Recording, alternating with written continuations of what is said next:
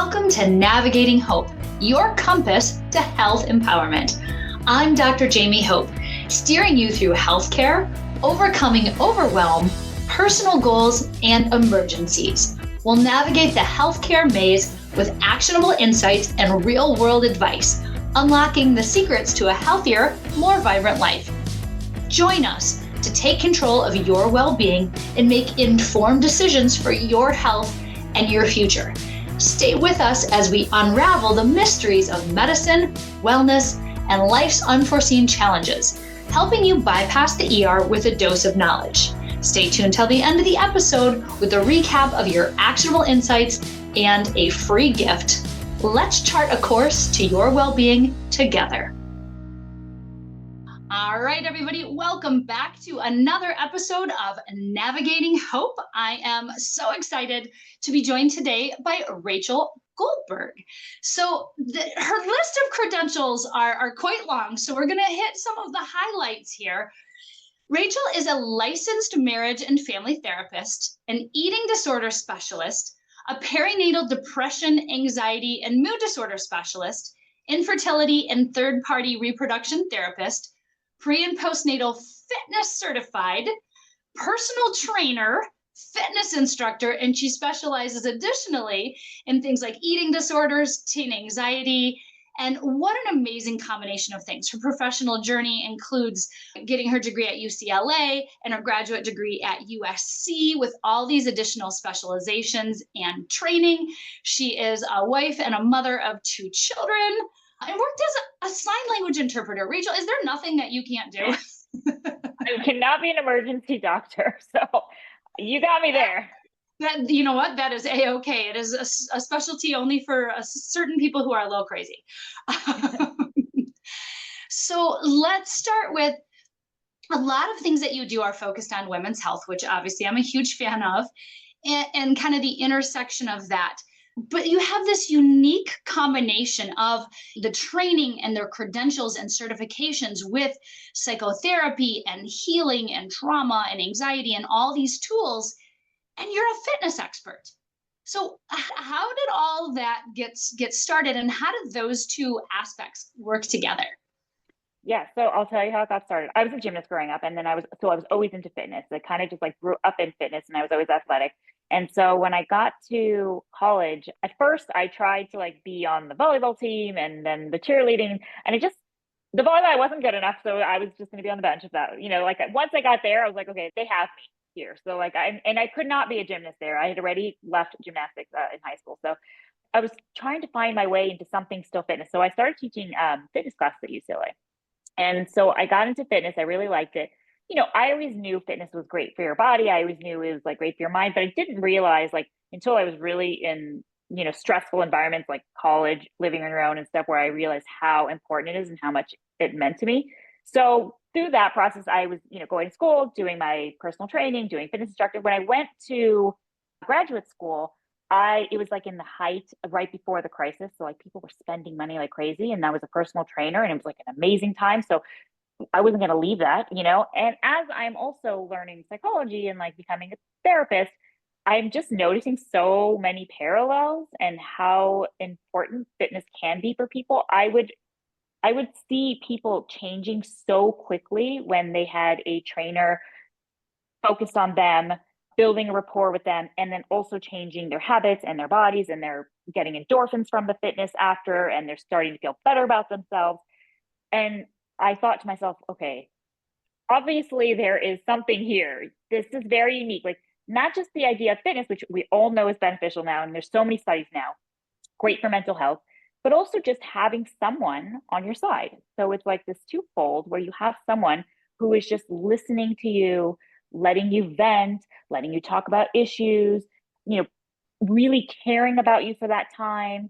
So I think that, in the combination of also the healthy habits of, getting fitter or working on your body, and then the mental parts where your endorphins are going off, I think the combination is it's just a really heightened, I think, and it can lead to lasting change pretty quickly.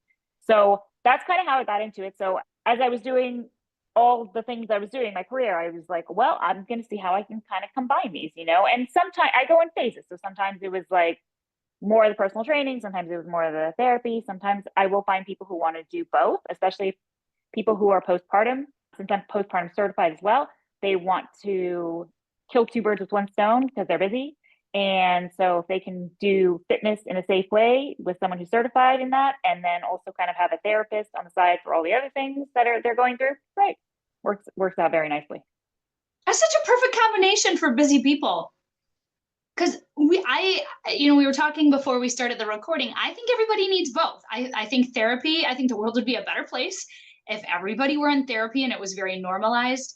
In fitness, I was a frequent exerciser pre-pandemic, but working in an emergency department in an area that got hit very hard with the first wave of the pandemic, I went from a frequent exerciser to a daily exerciser, not for my abs, but for my sanity.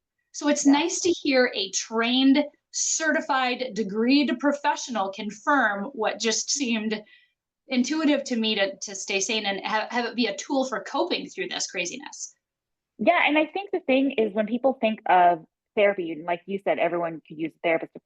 It doesn't always have to be some traumatic thing that you're going for, some major mental health issue. It could just be you need someone to kind of walk, along with you, aside with you, like hear you out in a non-judgmental way where you can spill the beans and there's boundaries to it. So it's not like I'm going to go now and hang out with you later and maybe tell your friend what you just said or anything. There's just, it's like a box, it's all contained in that box for you where you can like let it out and have a space for that.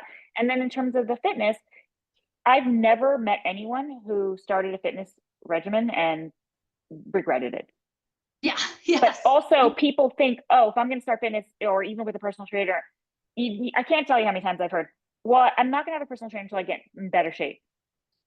Kind of the point of, right? So it's not about, I think people have these like expectations and that's what stops people from fitness. There doesn't need to be high expectations, just movement. It doesn't matter what kind of movement, even walking, just movement. Movement is something. Yeah. And let's talk about that because you made a really excellent point that I want to highlight. Sometimes people think they have had to have undergone this previous deep, dark trauma or this deep skeleton in their closet, as opposed to just life is really lifey sometimes. And so whether you've had stuff in your past that are, you have a full-blown eating disorder, you've had some trauma, or you just want coping skills and want to be able to talk stuff out with someone you trust, like you said, that's not going to go tell all your friends share about that, because I think there's some misconceptions about who should go to therapy and who shouldn't. Absolutely. I think people just think of therapy as I think it's becoming a little bit less taboo, but people think of therapy as because you're going through a really hard time in your life, or you're going through therapy because of a divorce, or because of, major depression, or you're suicidal. And it doesn't have to be that. It could just be, and it doesn't always have to be weekly, right? It could just be, life is hard. People struggle. Life is not going to just be linear and lovely all the time. And having someone just be there and help you work through some of the things that might be happening on a daily basis, it doesn't have to, again, be something that happened when you were a child, is just helpful in terms of contentment in life. It's not to make you a different person. It's not to necessarily, change any kind of like idiosyncrasies you have, unless there's something that's bothering you. It's more just to help you be a more content person. Like for some people, obviously there is a lot more, entailed. If someone does have an active eating disorder or whatnot, absolutely, yeah, that's a different kind of therapy. So yeah, I think if it could just be thought of as help, I think even for couples therapy too, people think, oh, we don't go to couples therapy unless there's a problem. But if you go every once in a while to see a therapist, because, you're just kind of ironing out things with a third party, I feel relationships would go much smoother. Yeah. I mean, it's like cleaning the kitchen or showering or something like that. You need to kind of do it on a semi-regular basis. Some of us prefer just to keep those skills up. I mean, today, the day that we're recording this, is mine and my husband's 16-year wedding anniversary. Wow. And congratulations. Thank you. It's amazing. And we're both working because we're adults and that's what we have to do. So we'll go celebrate later. And we met more than 20 years ago. I've been with him more than half my life. I'm not the same person I was when I was a 20-year-old, nor should I be. So, and to grow together as we're experiencing different things in our careers and then having kids and pets and a mortgage and life being lifey, like as with those different stages, even if there's no major problem, it is nice to get a little brush up. 100%. I mean, and you said it perfectly, grow together. You're either going to grow together or you're going to grow apart. There, Right. there's not much in the middle. And growing apart could look, it doesn't have to be bad. It could not, doesn't have to be conflict, but it could be roommates, and it goes in phases. But if you have, you know, someone who helps you communicate or helps bring up things that may be brewing, I think that's going to help your relationship longer term. I think there was a study in Texas once where they gave people an incentive to go like once a year. And if the therapist thought they needed more, then they would get more sessions, but if not, just once a year. And those couples in the study fared better long term than the other ones. Wow, what a difference if we kind of normalize this and had it be a regular part of our, you go to your dentist and get your checkup. If you sprain your ankle, you go see, you go get an x-ray, go see a doctor. But so why isn't our brain and our mental health somewhere on the, like you get your eyes checked? Right. Yeah. Well, just go to, people just go to social media for their advice and their mental health Lord. at this point. Yeah, that's a little scary. Well, that's fun. Let's dive into that a little bit because Sure. social media, it can have some benefits, but it can sure have a lot of problems. With adults, the comparisonitis, and we're seeing it with teenagers with completely unrealistic expectations. Let's dive into some social media. Yeah, look, it does have its place. I think if you can filter it in a way that's meaningful, and also if you can set limits for yourself, I think if there's it's a great platform for connection, for learning things. But yeah, it becomes problematic, for teens especially. There's just, you're in a mindset of comparison, right? You're trying to find your identity. And during that time, now you're seeing everyone else's identity that looks better than yours, or something's better than yours, right? And we're just seeing a glimpse of someone's life and now saying, oh, theirs is so much better than mine. And how can I get there? Or feeling bad. Even Facebook themselves, when they did their own internal study, it accidentally got leaked. And they found that women or girls, teen girls, were actually faring off worse in terms of disordered eating and body image when they were on it more. And so I think that's one of the biggest, and being in the eating disorder field, thing I see about social media that's really affecting is body image and eating. And even with all this health at every size, it's still really affecting people, because all we're doing now is still even concentrating on weight and body all day long, whether it's about health at every size or being skinny or whatever it is. It's still always concentrating on eating and food and your body. And I think that's one, for me in my field, the biggest gripes I have with social media. And then even for like moms too, since I do with postpartum, who is momming better? Someone is always momming better than you. Oh Lord, yes. Even the fun ones that, like that you get to see where they're making fun of things, then you start to read the comments and they're getting attacked or whatnot. So you just can't win is the problem. Yeah, I mean, I see a lot of that. And there's this focus on appearance and that your value is in that. So you're comparing your real self in the mirror, first thing in the morning, messy hair, real skin, no filter, to a very carefully filtered online highlights reel of somebody else's life. Nobody can compare to that. 100%. And anytime I can get someone to lessen or take breaks from social media, they always report back that they felt better. And then they go back anyway because it's addicting. Oh, well, it's very well designed to be quite addicting, actually. Right. Exactly. Those Silicon Valley guys, they know what they're doing. Oh, absolutely. So for those of us who are parenting younger kids and teens, I'd love to say just put them in a bubble. Protect them from human trafficking, protect them from being shot at school, protect them from having a bad self-image because of this comparison. But that's not realistic. They're growing up in this world. So how can we arm them with the tools to interact with this, and what kind of boundaries should we have? So I think first, if delay as long as you can, and try to even get their friends' parents on board, early, not after they get the phones, right? Because if you can get them on board early, then your child's not missing out. That's part of the problem. You may want to delay as much as you can, but then how fair is that to your child who now all their friends are on social media and you're not? So if you can first delay and figure out a way to do, that's your best approach, one. Then when you start to introduce it, don't be afraid to set limits, right? Set limits on how long they're allowed to use it. Go through their phone and see who they're following. You're the parent. I understand that it's scary to have a teen who's like not happy with you and you just want to make that go away. But at the same time, you have to be the protector. So whether they're mad at you or not, set the limits, filter with them, see what they're writing, talk about it with them often. If you have a good relationship with your teen, then you can be open with them and say, what's it like being on social media today? Who are the people you follow? When you follow this person, is it helpful to you or do you feel bad? Oh, I noticed you came out of your room today, a little bit more down. Did you see something on social media? And if you have a good rapport, they're going to be open about it. The problem comes in is, well, you shouldn't be on it. This is your fault, And so that kind of thing is no one's going to be open with you. Your child's not going to be open with you after that. So I think just making sure first you have a good rapport with your child and then delay and then, check in on them. Don't allow them to just go on it for 8 hours a day doing whatever they want. Yeah. It's amazing how strange it can be. So when my kids were younger, I showed them, I pulled up TikTok because my kids don't have phones yet. But and I opened the filter thing and I showed them my face with a bunch of different filters.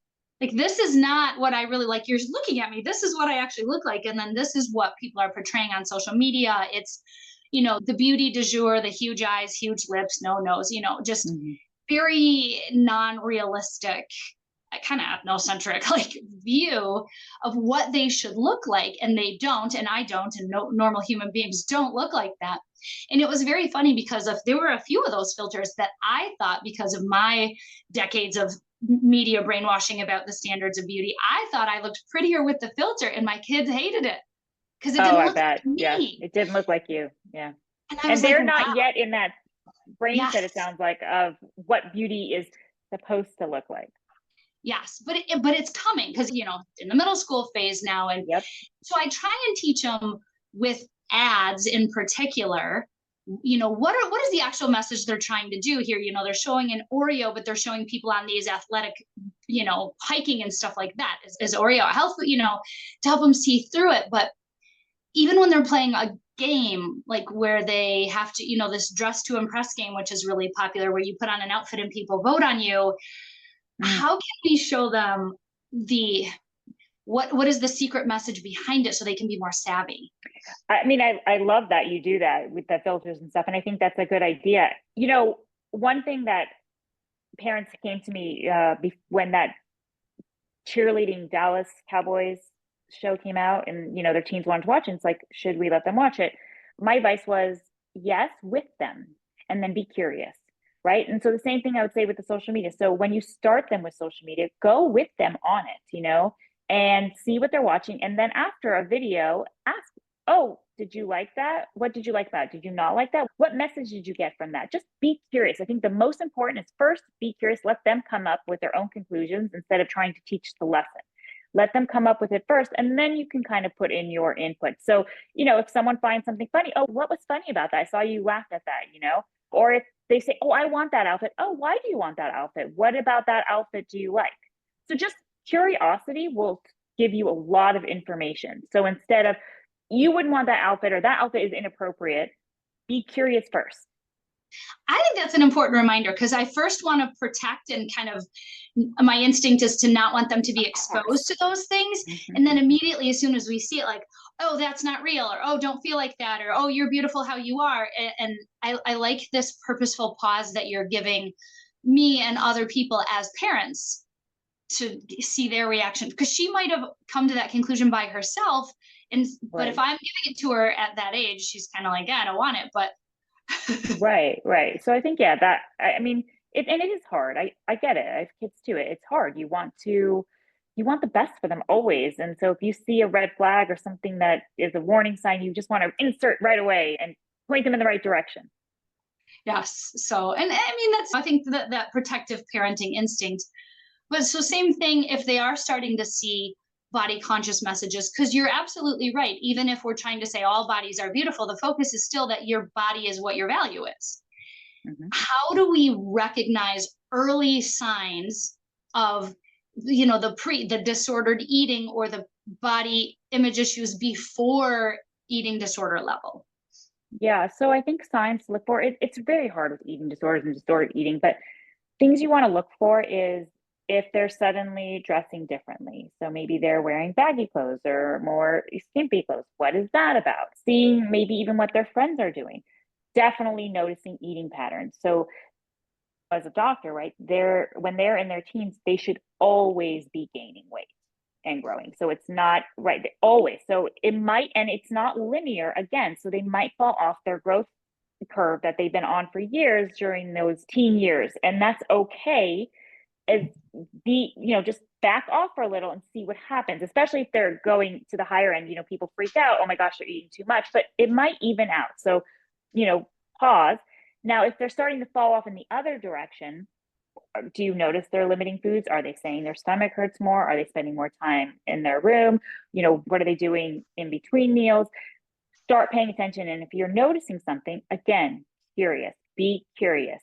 And you will, if you're curious enough, you will find answers, even if they don't straight out say it to you. You will, oh, well, I'm not eating that because I don't like that food anymore. You've always liked that food. And then you hear another food that they suddenly don't like. Okay, you're getting warning signs here. Or if they're just kind of picking at their food at the dinner table, or if now they have a lot of rule restrictions around it, I think one thing that parents get caught up in, and it makes total sense if you're not aware of what's happening, is if their child suddenly is interested in cooking and nutrition, it's like, oh my gosh, lovely. My child is like going to be healthy and even going to teach us, right? But that could be a warning sign that actually what they're starting to do is being too conscious and too obsessed with food because maybe they're restricting or they're trying to control it. And so thinking that all of a sudden now they're counting macros and going raw or whatever the new trend is, pay attention. Is this a trend that they're going to stop in 2 days, or is this leading to something else? Yeah, and it's a difficult place to be in for parents, because there are parents who their child is struggling with being a little bit on the overweight side and they want to guide them toward healthier eating but not push them off the cliff in the other direction. Right. Like, had those conversations. How do you navigate it? Yeah. I think when you start seeing them gaining, well, first of all, make sure they're not secretly eating. If they're secretly eating, there's definitely a problem already. But if they're not and they're just kind of gaining, you first have a conversation with the pediatrician. What do you see? To ask the pediatrician, what do you see, in terms of regular growth and where they're at? And then you can first pay attention to how they eat, without making comments, because again, when they're in the teen years, this is the time that maybe they gain a little bit more, but then it evens out. It's, we don't know yet, but if you suddenly notice that they're gaining weight and their bodies naturally was going to do that anyway, and now you're saying, well, you should watch out for that. Maybe you shouldn't have that. Now you're creating something that maybe wasn't going to happen in the first place. So I think it's very important to not jump to any conclusions when, if they start to gain weight and it's looking like maybe there's going to be an issue. First, go talk to the pediatrician, see what's normal, see their eating habits, and then you can start to have a conversation about not good or bad foods, but just some are more nutritious than others. And, would they want to learn more about that and educate? But again, you don't want to jump to conclusions on that side of it when they're maybe gaining too much, because you don't want to create a problem that might not have ever existed in the first place. Yeah, because I feel like being a teen is just anxious since probably the beginning of time. What the anxiety they have is different. I was fortunate to grow up in a world before the internet and social media, so all the dumb stuff I did, there is no record of it whatsoever. Which is fantastic. Great, love it. I know, same. As opposed to these kids who are growing up where every it's so they have different types of anxiety. So even if it's not around eating, what can we do to help with their anxiety and navigating this? And I'm sure we could all, quite frankly, use a little brush up on our personal tools. Yeah, I think that, again, social media is playing a role in anxiety because everyone has to be something different. They're missing something. They're not doing something right. So I think limiting social media for yourself, for them, is one goal. And then really kids, teens, they need is connection. It comes down to connection. So force family time on them, make sure that you guys have family time, but do something that's nice for them. Don't force them to do cleaning for you and then that's your family time, like maybe you guys can like binge watch a fun show together. And again, part of this though, I'm going to preface it with, you have to already have a good relationship. You can't just suddenly spring it on them if you guys don't have a good relationship. If you've been, yelling at them or kind of just busy your whole, life with as they were growing up, and then suddenly you're like, I want to spend family time with you every day. You got to start slow. I'm not saying, by the way, if you've had that kind of relationship, not to do it. It's just you have to start slow. You have to kind of bring it in. But as you do, really, they will embrace it, because at the end of the day, what teens and kids want is to feel loved and appreciated. And really, no one can do that better than their parents. Oh, that's awesome. I think those are just such good reminders. We do a lot of family dinners together, family game night. But I mean, my kids still do screen time. Sometimes I am busy. I work, my husband works, and I don't always want to just park them in front of a device. It can And be a also little. you're human though, but also you're human, right? So again, this is like, and that's what you see, and that's the problem with the social media too. It's okay, don't ever put them in front of the screen. Okay, well that doesn't work for some people, and I think so instead of shaming, just try to find as much balance as you can. And sometimes it's not going to happen, and there's going to be weeks that are busier. And I was watching TV growing up, and somehow I turned out okay. So and I think it gets a bad rap, and I get it. Yes, would it be better if you were sitting on the floor and playing a board game with them and reading all the time and not putting in front of the screen? Yeah, great. That sounds amazing. But also that's not realistic. We don't live in that kind of society. So instead of trying to shame yourself for it or think I should just never do this, just think balance. Okay, so if they were on the screen last week a lot, maybe this week I can try to do a little bit more outdoorsy stuff with them or whatnot. Just look for opportunities where you can do something with them. Or even if they're on the screen because you are busy working, maybe you can sit by them while you're on your computer and they can be on their screen. And at least there's connection there. Yeah. What I'm hearing, what I got this beautiful message of is this lifting of this guilt and shame.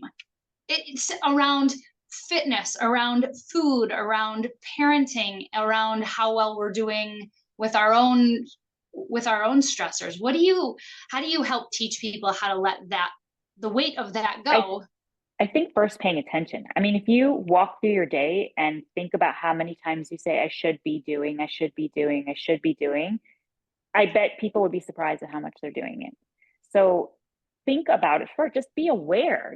That's like the first step, is being aware of how much you're constantly thinking you should be doing something more or different. And then you can maybe filter some priorities in there and what actually is something you want to put effort into and what feels that maybe it's not as important, that can let go because you can't do everything. Yeah, you really can't. I remember I was watching something with my son, and these guys were doing, these crazy like gymnastic type. My kids did not like gymnastics. I've put them in it a few years when they were toddlers, and that was the extent of it. They didn't go as long as you did. But he said, "Oh, I'd really love to be able to do that." Kind of in the moment, you see something exciting, and I said, Right. "Absolutely, bud. I will help support you. You would need some training, and you need this. But if you want to be able to do that, this is the process to get there. Do you still want to do it?" And he was actually very thoughtful about it, considering he was, I don't know, 5 or 6 at the time. He thought about it and he's like, no, I actually don't want to spend that time. I don't want that result badly enough that I don't want to do that. And I was like, wow, I just got some mega wisdom download from my my little guy. Right. I mean, if you want to be the best parent, you want to have the best body, you want to make sure your fitness is okay, you can't do all. So instead, you want to make sure your kids aren't on screens. Instead, what do you feel like you actually want that's the most important? And then work on that. So instead of trying to, get down on yourself for every single thing you're not doing, how about lift yourself up for the things you are doing and then pick 1 or 2 things that maybe you could do better that you feel you want to put some effort into. That's lovely, because there are so many messages. It's always do more, achieve, goal. People post, I did this, I got this award, I finished this, and nobody ever posts, I stopped doing this because it wasn't serving me. Yeah, right. Yeah, how many people say was in grad school and I dropped it because I realized it's not really what I want to go into, and I rather move in a different direction now. People don't say that. It's instead, I graduated. Yeah, it seems like we're a very achievement focused society, which isn't a bad thing. It's It's not. fantastic. You can't just throw that out and have everyone be listless and goalless. But yeah, there are other goals. I heard somebody once say to me to lower the bar, and of course I was immediately offended because I'm not, a high achieving person. But what they were saying isn't don't lower the bar necessarily on what you're doing, but lower the bar on what you're willing to celebrate. Like Mm. some days, if you're super sick, like I said, I've been working out every day since the start of the pandemic, but Mhm. what that workout has looked like has changed. The day I had hand surgery for a fracture was different than the day that I have, tons of energy and free time, and accepting that this is a workout and so is this. It was Right, very, very 100%. liberating. Yeah, I think that's very valid. I think the thing is, look, there's always going to be people that do more and better than you, and there's always going to be the opposite as well. And if we're just comparing constantly, well, but they got this far, so that I can't celebrate my win, then that's going to be a very sad life for you, because there's always going to be someone who's doing it better or more or whatnot. Instead, are you doing something that you feel proud of because you put in effort? Great, then celebrate it. I think that comparisonitis is a big problem. So we get it with our achievements, we do it with our appearance, and we also do it for our trauma. I but definitely experience that with people. They'll say, "Oh, what happened to you wasn't that bad. Look at what happened to this person." And so then we're shamed that our trauma wasn't worse, or that I really can't stand when people are like, "Oh, first world problems." Well, I live in the first world. Right, that's what I know.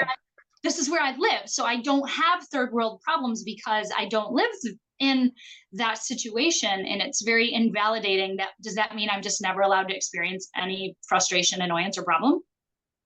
Right, and I think I completely understand what you're saying. I think where people have good intentions in that is thinking, well, it could have been worse. And yes, it could have been, and that's nice too, right? It's nice that it wasn't worse, right?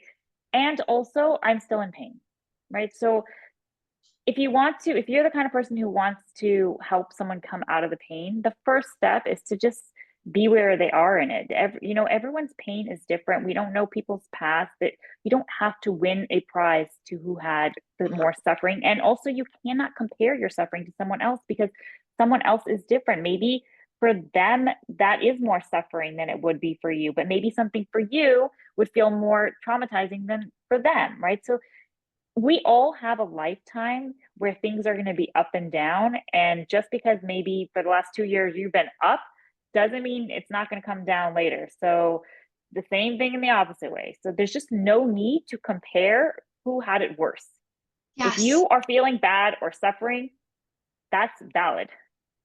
Yeah. And I mean, there's that little bit of benefit. Like when I broke my hand, I used to, people asked how it happened, and I had this completely ridiculous story about how I was protecting some puppies and some babies from a bear. And Oh my somebody's God, like, you're really? amazing. They're like, really No. did that happen? I'm like, no, what situation would it occur? There's like a pile of Right. puppies and babies, whatever. But what I actually did was I was in my mind playing Olympic level volleyball, but with high school level skills. And so I went down for a dive, and I came up, and my finger was pointing in the opposite direction, right? And so it hurt really quite badly, as a matter of fact. And I had to get surgery, which was also painful. And so having some perspective, it healed fine. I can continue to practice as a doctor. I have perfect function of my hand. Thank you, Dr. Rhodes. You're amazing.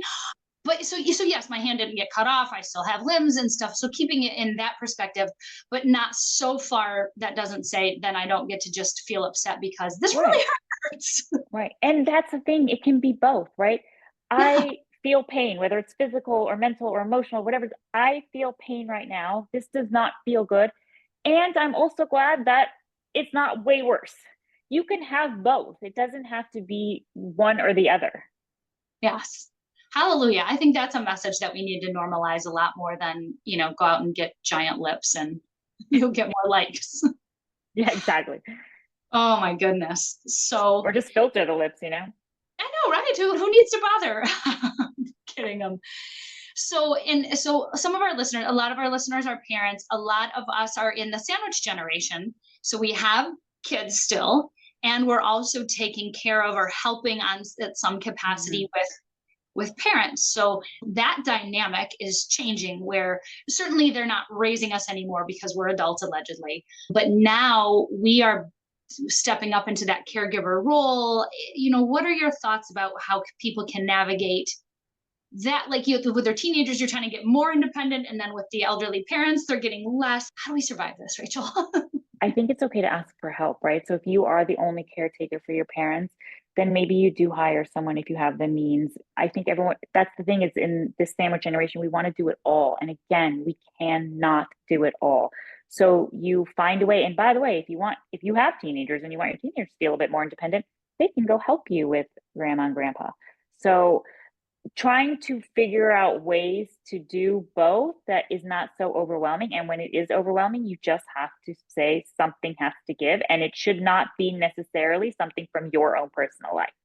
Okay, so something has to give. Maybe the screen is going to happen today while I go take care of grandma. Maybe, I'm going to have to send someone to go help, my mom, even though I hate that, the company sometimes sends someone she doesn't like, but I cannot do it all. So again, it's just understanding you have limitations. And I know that's very stressful, especially someone who is a go-getter. It's really hard to sit back and have someone else take care of it. But for your own sanity, you have to. It is so very important. And I love what you said, and people need to hear this more. You do have to cut something out, not your sleep, not your health, not your mental health. Those aren't the things we want to cut out to fit everything else in. How do you help people really kind of internalize that message? I think they have to practice it. So I think seeing that it will be okay if they weren't able to pick up, or take their child to the baseball game and they had a friend do it for them. I think there is that first step to making the sacrifice of, oh, but I'm always at their game. That's very hard. But if you can do it and see that you survive and see that your child survived, now you can maybe take more risks in that direction. So I think it's really exposure at the end of the day. It's not something you can just tell yourself. It's something you have to experience. It really does. And so on a previous episode, we had Anna Lee, and she teaches people how to outsource. There are certain things that they may need to be done, but do they need to be done by you? And, we had Jennifer Cainberg-Moza, who created Viva Valet, who helps outsource tasks for specifically their trusted, vetted people. So if you have a parent who needs help, you can send somebody there, because she lives in a different country than her father and still, wants to be involved and safe, but to continue to normalize. And I feel like for myself, and maybe some other people can relate, I almost feel like I need permission. 100%. And that, by the way, is where therapists too can come in, which is, it's okay. It's okay to do this. It doesn't mean you're a bad person, a bad mom, a bad daughter. It's okay. Just someone there to validate and say, this is normal. It is normal to feel that. And by the way, I am a very controlling, I have to do it all myself kind of person. I don't like delegating at all. It's very hard for me. But so I have to tell myself the same thing all the time. I have to remind myself I cannot do it all. I notice when I try to do everything on my own, because I do it better. Okay. I notice that I show up less well for my children.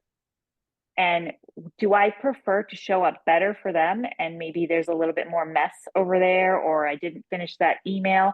Yeah, I guess I do. Because at the end of the day, that is more important. So in the moment, it doesn't feel like it. In the moment, I'm like, no, I have to clean this up and I have to finish that email. That's what it feels like in the moment. But if I take one step back for a second and think, when I go to bed tonight, if I had, much lovelier time with my children, won't that be more important than that mess in the corner or the email I was going to write for work? Why am I putting work in front of my kids anyway? Yeah. With abilities to work from home and all the other options, it used to be, you go to the work, you do the work, you go home, and the boundaries have leaked over. This is an unpopular opinion, but I think email is one of the worst things ever, but that's just because I hate answering. I mean, I sometimes I have anxiety because if I open it and there's too many, I'm like, oh my God, here we go. Yeah, I have absolutely experienced email anxiety. Just, and then the people who respond immediately. So I'm finally getting through the list. And then the first, I'm at the 10th Right, one, and the it first comes one respond, back. I'm like, no, no, no, I wasn't ready. That was going to be Totally. tomorrow's problem. And And I then, have to admit, I'm guilty. I probably do that sometimes to people. are you an email inbox zero person? Yes. See, I can't. I have given up on that because I have a Gmail and I have just thousands and thousands. It's funny because my husband does too, and I'm always just like I look over and it's so fitting of the personality he is though. And I look over and he's like a million emails. Like he doesn't care that junk's coming all the time and stuff. I'm like, oh my gosh, if I see like a junk, I'm like unsubscribe right away. I'll figure this out. Like I don't want it. So yeah. I mean, I think that we both are on opposite extremes that probably should find a better balance. But again, even as a therapist who knows all this stuff, it doesn't mean I'm going to do it perfectly. And so I think that's also the message that we've been trying to send, which is you're just not going to do what you should do. Should I allow emails to pile up? Yeah, probably would probably be better for me. Do I? Not always. Well, some of mine are guilt emails that I'm going to read this when I have free time, and that just never seems to happen. So, I mean, they're not ones that I actually need to respond to professionally. Yeah, I know. Speaking Right. engagements, work stuff, that kind of thing. But I'm like, that looks like a great article. I'm going to read that. So I have my pile of shame. Yes. And so maybe I would do better to be more zeroing, and maybe you just accumulate one or two, and we'll see how we do. Yeah, baby. Let's try it. I know, Okay. right? That'll be kind of fun. But I think like looking at any of the things, the parents who don't know how to limit screen time, try limiting it a little bit. And the parents who feel guilty if their kid gets 10 minutes of screen time, maybe we can all just find a little space. One thing that I feel I learn and I keep learning it over and over again with children is everything's a phase. When you're in it though, it feels like, oh my gosh, if I don't intervene now, this is going to be very, very bad, and then somehow it just kind of passes and on to the next phase that's very, very bad. So I think if when you're in it and something seems very, hard for you to deal with or stressful, it's a phase. Very likely, if it's with children, it will pass. Yes. And that's funny because I like that you just gave me that perspective. I needed to hear that in the universe. I remember when my kids were potty training and I'm like, oh, if you have to do it this way or whatever. And someone's like, it's not like they're going to be wearing diapers in college. Calm down. They'll potty train when they potty train, right? It's a phase. And colic, if anyone experienced colic with their children, it feels endless. But that was a decade ago for me now. And you can look back and be like, that was hard, but That's funny because I had the same exact thing. One of mine was colic. I definitely had a potty thing that was so frustrating at the time. And then I was comparing to all the other mothers who their kids were potty trained and none of diapers at night. And I was like, what is wrong with my child? And then like, right, exactly. He's not going to college in his diaper. So it's just, again, like relax, take a chill pill for a minute. Like if your pediatrician is worried, fine, then we're going to intervene. But if they're like, just give it some time, then just give it some time. Yeah, that purposeful pause. And a lot of things in life are a phase. I remember, I was in a phase where I was caregiving for my mother-in-law full time while working full time and taking care of kids. And she had stage 4 pancreatic cancer. It was beautiful. It brought me a sense of purpose and joy, but it had brought very realistic time constraints and frustrations trying to help her navigate the medical system. That's why I became such a passionate advocate for caregivers of ill and elderly loved ones, and even created this connection platform for them. It was a phase. So there was a time where she got better. So then she was able to live independently again and needed me less. And then I had to navigate like, I need to stop trying to smother her because she doesn't need that level of caregiving. Right. And then when she passed away, and how our roles change, our eras change. Yeah. It's a good question to ask yourself is what I'm experiencing now or what my child is experiencing now. Is this something that 1000% needs intervention? So again, going back to eating disorder, since that's where I'm at. If your child is not thriving, is not gaining weight, is restricting food, yes, intervention. Okay. But if your child is just maybe growing at a different pace than you thought and you're not noticing any other flags, just play it out for a little bit. So I think it's just important to remind yourself things are facing. If you think about it, breakups, right? Like you think in after a breakup, you think that's it, life's over. Like, how are you ever going to recover from this? Ever, And then you do, right? So again, when you're in that insane pain or in that stressful time, if you can take one step back and say, I know this is not a permanent feeling, I think that at least relieves some of the stress. Yes. Oh, I love that. So a lot of, gosh, this is just chock full of so many amazing pearls, so many action items, that purposeful pause, that reminder to like connect and stay curious, particularly before we correct. And that applies to our children, our parents. I'm sure my partner would also appreciate that, my husband. So those kind of things. What other, as we're kind of wrapping up here, what other kind of wisdom, what can we do practically in our lives as we survive how lifey life can get sometimes? Okay, well, if you're going to ask me, then I'm going to say if you have not incorporated some type of movement, doesn't have to even be called fitness, okay? If you have not incorporated some type of movement, whether it's stretching, yoga, going for walks, or fitness in the terms of, a cycling class or running or whatever it is, do that. Awesome. So if you're missing that part of your life, do that first. That's I think that's the biggest mental health benefit you could possibly have. Oh my gosh, movement is medicine. I absolutely love that. That was what kind of saved me through my most stressful eras. That's what I turned to, because there are certainly a lot of less healthy choices we could turn to. And I just didn't want to go down any of those roads. So, and that's amazing. Yeah. And thank you for helping normalize, whether you've had, big trauma, or you just want a guide to walk through things with you, to talk about stuff, to help you get your thoughts in order, sometimes to give permission for self-care. Talking to a trained professional makes such a huge difference. I appreciate you saying that. And I'm just going to say yes. Yes. So I know that there are going to be some people who are listening who can relate to a lot of these things, who are going to want to explore further. What is the best place that they can find you for help with all of the amazing things that you do for people? You can find me on my website, which is rachelgoldbergtherapy.com. I have some blogs. I contribute a lot to the media, so you'll see a lot of quotes that I put. So that's one place. And then you can also contact me through there. And then I do have an Instagram, but I warn that is new and I'm not super active on it. So, but if you want to contact me through there or see some of the things I've done, that's cool. You can definitely follow, and that's just Rachel Goldberg Therapy as well. And by the way, follow me, because I could use more followers. But again, it's a very underdeveloped Instagram. So it's not something I love sharing, because I always feel like, oh yeah, I'm the person who doesn't really have a big. I know, but we compare. Going. Even when you know better, we compare. We're like, exactly. See, I do the same thing. I feel I should do more, but I'm just but again, I also recognize where my limitations are. That to me is not a huge priority. And I have chosen to make that not a huge priority in my life, because I could easily find my way in there and make videos and all that stuff. And I choose not to. Yeah, same. It's not something I've put a ton of time on.